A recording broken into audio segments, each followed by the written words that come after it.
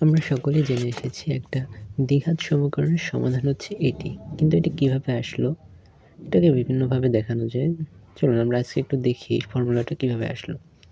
তার জন্য আমরা দ্বিঘাত সমীকরণের যে আদর্শ রূপটা রয়েছে সেটাকে আমরা নিয়ে নিই। তো আমরা নিলাম x² + bx + c = 0। তো এটার জন্য দেখুন আমাদেরকে যদি x এর মানটাকে বের করতে হয়, তার জন্য আমাকে যেকোনো একটা বর্গ সংখ্যা বের করতে হবে যেটার মধ্যে আমাদের এক্সটা থাকবে, বাইরে কোনো এক্স থাকবে না। তো আমরা যদি x² বর্গ করি, তো আমাদের এর ax² লাগবে। তো এর উপরে আমাদের স্কোয়ার আনতে হবে, তাই আমরা a দিয়ে গুণ করব।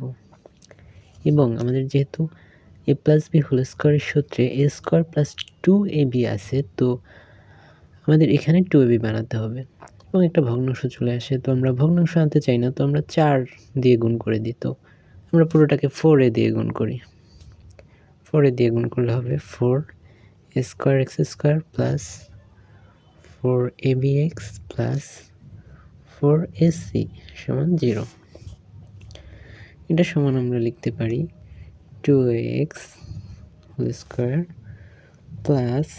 2ab কত রয়েছে? 2 আমরা 2 দুগুণে 4 পেয়ে গেলাম এখানে, a পেয়েছি, x পেয়েছি। তার মানে b হচ্ছে b প্লাস b² নিতে হবে আমাদের। তারপর আমাদের আছে প্লাস 4ac, কিন্তু আমরা এই যে আমাদের যে প্লাস b² রয়েছে এটাকে আমরা মাইনাস করে দেবো, মাইনাস b² = 0।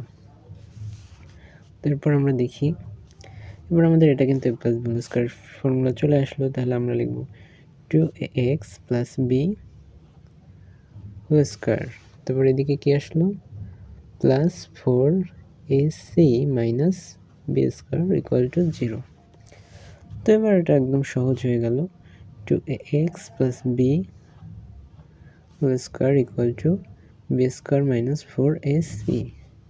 এটা থেকে আমরা লিখতে পারি 2ax + b ± b² - 4ac।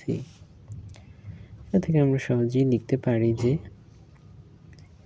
2ax = -b ± b²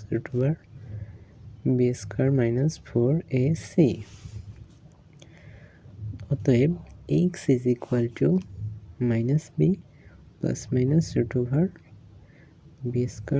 4ac/2a।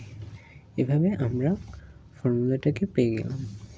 একটু আমরা দেখে নিই কীভাবে আমরা ফর্মুলাটা পাই।